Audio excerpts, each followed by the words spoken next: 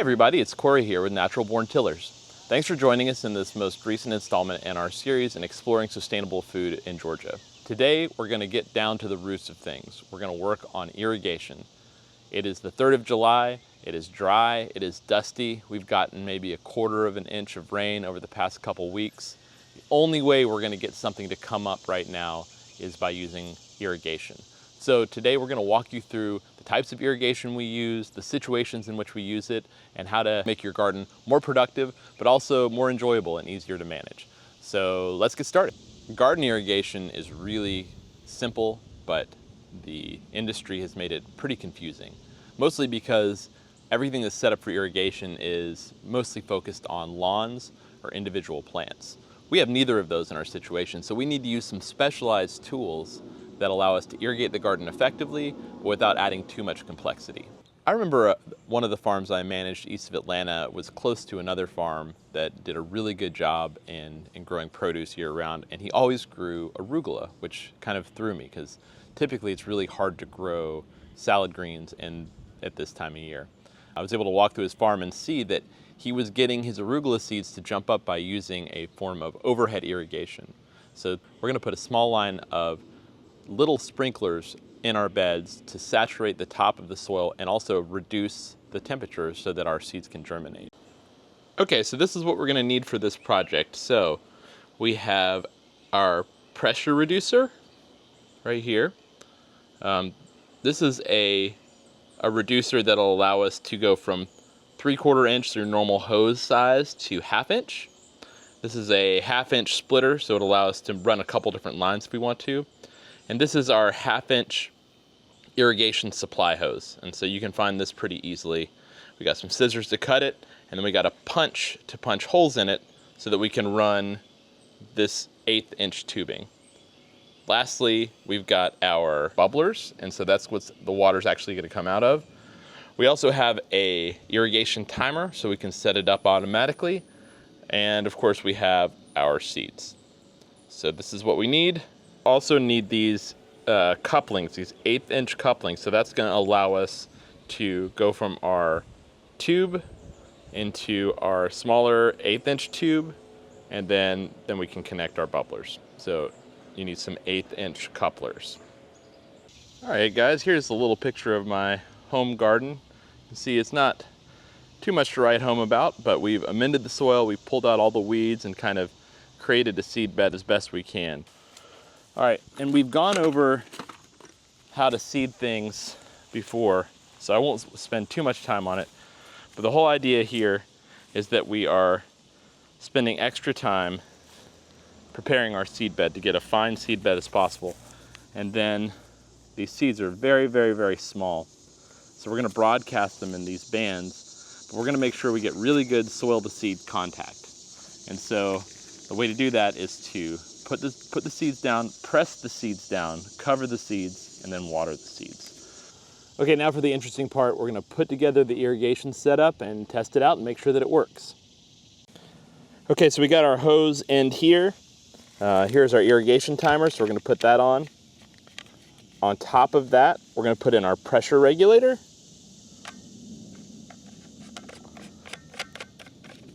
And on top of that, we're gonna put our connector. So we're going from 3/4 to 1/2 inch. Okay. Now, this has a compression fitting, so all you have to do is put the 1/2 inch into the tubing. Okay, next step is to roll out the irrigation, and this can kind of be a bit of a bother just because it is all spread out. One thing to remember is that once you get it laid out and there's water in it, it will kind of sit on its own weight. So that's kind of the best way to do it. This is the awkward phase where you have to get all the kinks out. So what I usually do is I'll put some stones on it just to hold it, and that keeps it where I want to have it. Now I'm going to cut this end piece, and then I'm going to turn it over itself. So the idea behind this is we don't want any water to come out this end. They make plugs for this, but I'll show you an easier way just to take care of it. Basically, I'm gonna flip it over right here, and then I'm gonna take a zip tie. And a pretty strong zip tie. This is what came with the roll anyway, so I'm reusing it. And then I'm going to just pull it really, really tight. And maybe I'll use another one as well. And then just that compression will keep it from leaking. So as simple as this, we're gonna take our hole puncher. We're gonna punch a hole in the side. You'll hear a little clip like that. It's got a little barb on it, so it keeps it there, and that's what we're gonna do. Now, the other way to go about it, say we wanna water over here in the bed, we're gonna use this 1/8 inch tubing as kind of an extender. So I'm just gonna grab, I don't know, maybe a foot or so of this tubing. So I'm gonna cut a little bit of this off. Okay, you can see I popped in the little barb, and I'm gonna do the same thing on this side with the sprinkler. Kind of stick it in there. And then we're gonna do the very same thing over here. Hear that little pop? Now, before we go any further, we're gonna test the throw. We're gonna see how far this water goes, make some adjustments before we do the whole line. Last thing we wanna do is do all the work and then find out that we're overlapping or we don't have enough water, so we're gonna test it out. So you can see we've got some overlap going here. These are a little too close together, so I'm gonna lengthen the extensions and then I'm gonna offset them, and that should get us kind of some full coverage here. But we got some nice water coming down. Okay, so we have these two a little too close together. So if you are goof prone like me, they actually make these goof plugs. And all you do is just pop them into the place where you wanna start over and then pop in a new hole. So I'm gonna pop in a new hole about right here to get rid of this dry spot. There we go, problem solved. All right, so you can see pretty much every part of the garden is getting the water it needs. So we've got everything set up.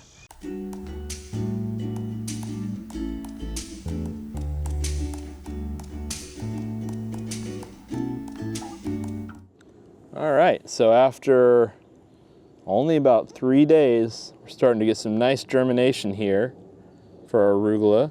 And, you know, we did have some rain, but it's been in the 90s, so all things considered, the fact that we got this much to come up is pretty good.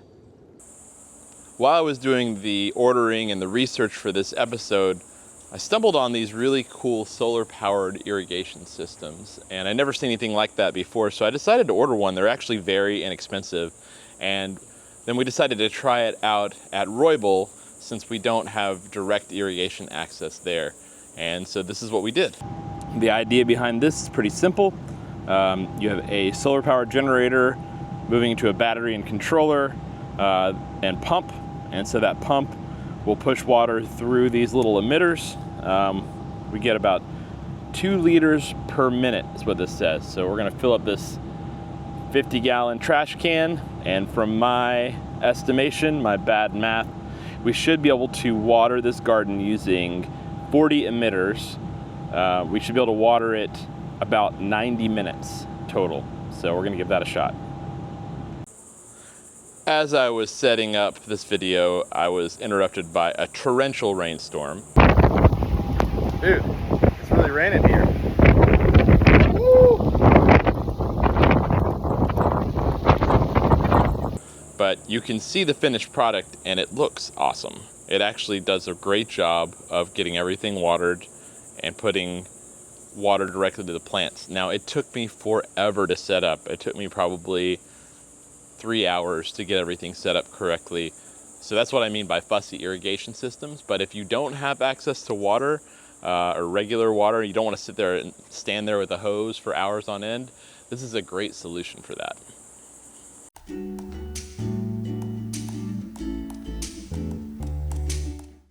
Here it is July 19th. We planted this on July 3rd, and our arugula is up and it looks really, really nice. We've been getting a lot of rain, so we didn't put in the other kind of irrigation, but you can see once you get this arugula germinated, it grows really, really fast, especially this time of year. So the trick is just making sure that the soil is cool enough and it has adequate moisture. You know, we didn't have rain for almost 3 weeks. None of this would have came up without having this irrigation in place. So just goes to show, if you want to grow greens, especially in the heat, All you need to do is get them started, get them germinated by keeping the soil cool and wet. And then you get to eat arugula in August. So that's it. We've showed you how to lay out a couple different kinds of irrigation. There's so many more to try out, but the point is, if you can automate this part of your process, you can focus on growing food. Not only does irrigation allow us to grow arugula in July and August, but it allows us to also shorten our time frame. So we've grown this arugula, we've cropped it, now I can pull it out under a month and grow something else, so it speeds up our time as well. The other great thing about this is we're getting so much value out of what we're growing here. You know, with inflation the way it is, you may not want to farm and grow commercially, but I just planted $30 worth of arugula, and not only can I eat it now, but I can come back and cut it again. So helping my wallet, but also activating my yard, being outside, creates so many benefits. So take a chance, plant a bed of arugula and see what happens. Another great thing about growing a bunch of food at once is that you have too much for yourself and you share. And I believe that food is at the foundation of all community. You share some of this arugula with your neighbor, you may get some tomatoes in exchange, and all of a sudden you're sharing food, you're sharing recipes, and you get to know each other. And so just from a small arugula seed, you can actually create a community around you. So that's why we always say, we hope you plant a seed, watch it grow, and share the harvest. Take care and eat well. Trying to finish up this irrigation work.